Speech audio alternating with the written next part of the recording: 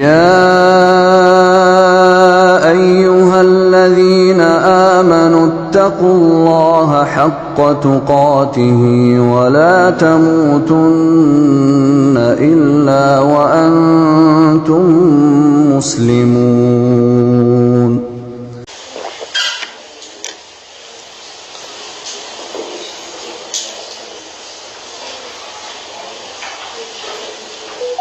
Jadi dalam pembukaan tadi saya sengaja memotivasi masalah kurban dan sedikit menyinggung syubhat-syubhat yang lalu, ya.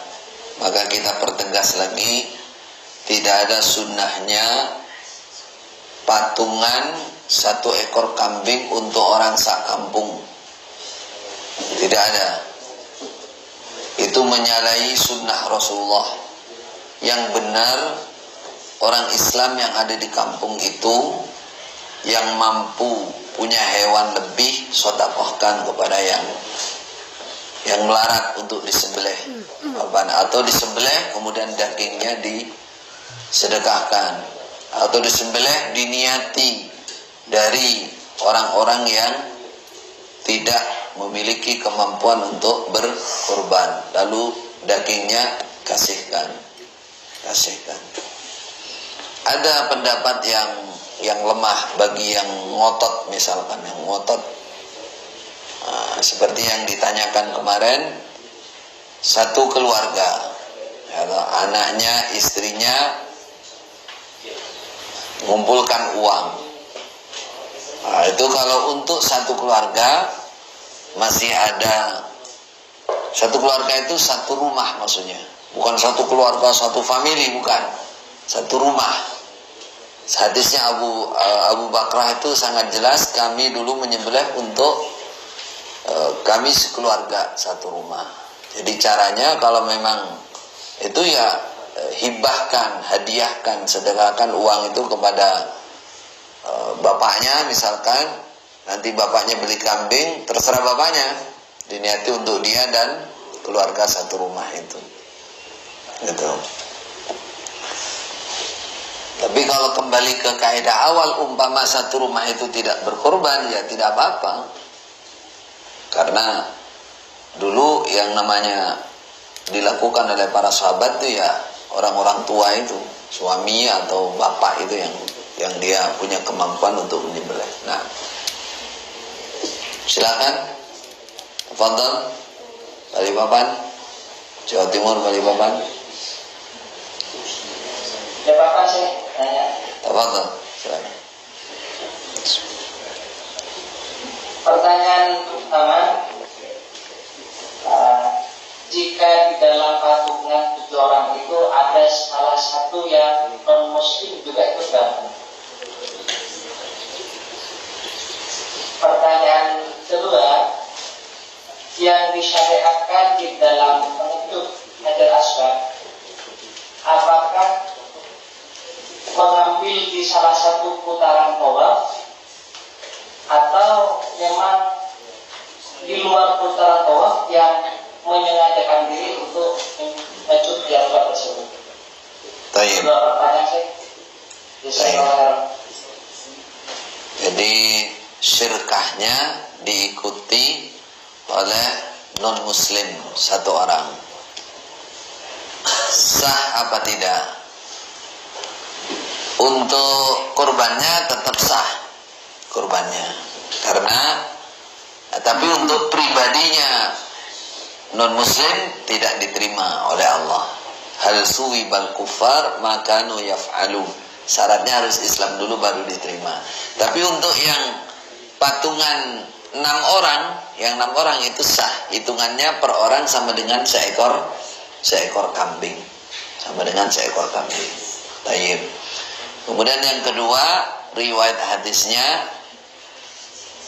dan yang dilakukan oleh para sahabat, para ulama, bisa dalam kondisi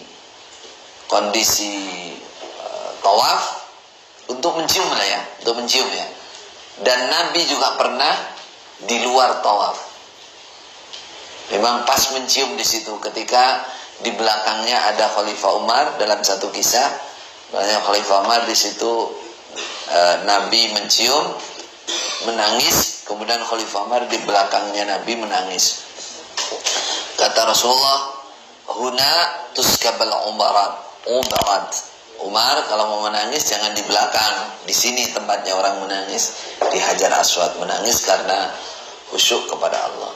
Tapi kalau mengusap itu pasti di waktu tawaf, mengusap atau isyarah. Sunahnya begitu, nggak ada keadaan biasa terus ngusap itu nggak ada, atau isyarah ke Hajar Aswad nggak ada, kecuali ketika tawaf. Nah,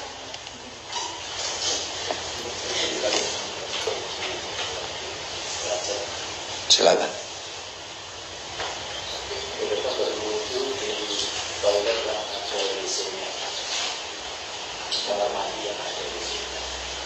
Tayyib, bolehkah berwudu di kamar mandi yang ada WC-nya? Dulu yang tidak diperbolehkan itu namanya al-khala.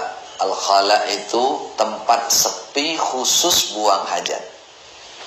Nah, kalau sekarang memang ada toiletnya kecil dan masuk itu langsung WC, itu berarti itu. Nah, tapi kalau kamar mandi luas, kamar mandinya luas, apalagi baknya model lama itu yang ada ukuran berapa tuh. Nah, jadi kemudian lantainya juga lebar, maka yang pasti itu ibaratnya secara fikihnya bahwa istilahnya WC-nya itu nunut lah. Dia tidak dominan. Yang dominan itu namanya kamar mandi. Yang penting tidak di atas bangunan WC-nya itu. Jadi agak nyamping ke baknya kamar mandi atau lantai yang agak jauh dari itu. Itu boleh. Nah,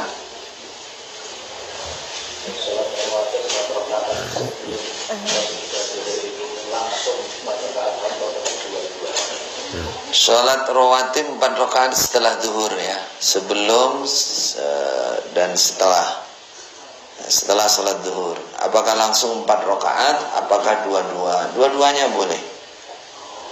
Langsung 4 atau dua-dua. Tapi banyak para ulama yang mendukung dua-dua, karena ada sebuah riwayat sholatul lail wan nahar masna. Itu untuk sholat sunnah. Bahwa sholat sunnah di waktu malam atau siang dua-dua, kata Rasulullah. Ulama banyak yang pegang ini, walaupun nyebutnya 4 tapi tetap prakteknya dua-dua.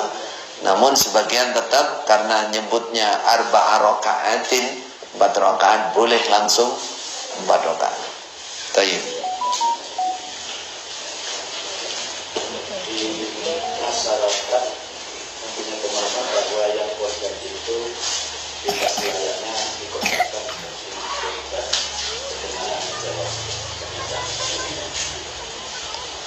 Di masyarakat tersebar bahwa yang korban itu selayaknya tidak ikut makan daging korban.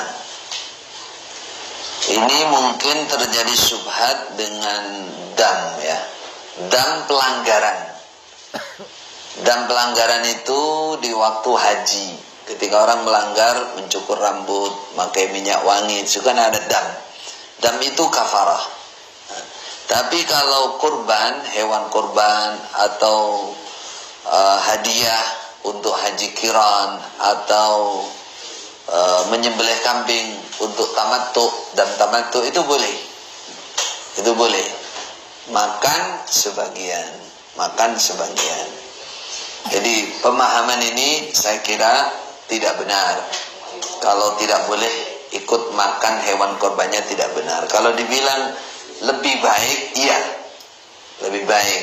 Apalagi ketika banyak orang miskin, banyak orang yang memerlukan, sedangkan kita hari-hari sudah makan daging, ya, sudah makan daging, hari-hari sudah makan daging, terus kelempokan, ya, ibaratnya hari-hari sudah nggak doyan. Ketika nyembelih korban, terus nggak mau makan, tapi dikasihkan semuanya, itu lebih baik. Cuman tetap boleh hukumnya. Jadi kalau dilihat perjalanan zaman Rasulullah, ketika banyak orang desa, sahabat dilarang makan lebih dari 3 hari. Setelah tahun depannya sudah sedikit, boleh hanya diperbolehkan sepertiga. Tahun depannya lagi dibebaskan, karena sudah di mana-mana sudah banyak daging. Jadi ini merupakan tata cara, berarti kondisional ya, tiap tempat bisa lain. Semakin banyak yang memerlukan, sebaiknya semakin banyak yang disedekahkan, itu lebih baik. Seperti dalam pembukaan tadi saya sudah menyebutkan, rahasia dari hebatnya pahala kurban itu adalah pertama tauhid, menyembelih, mencari ridha Allah, khusyuk, mendekat kepada Allah. Yang kedua karena disedekahkan dagingnya. Nah, baik.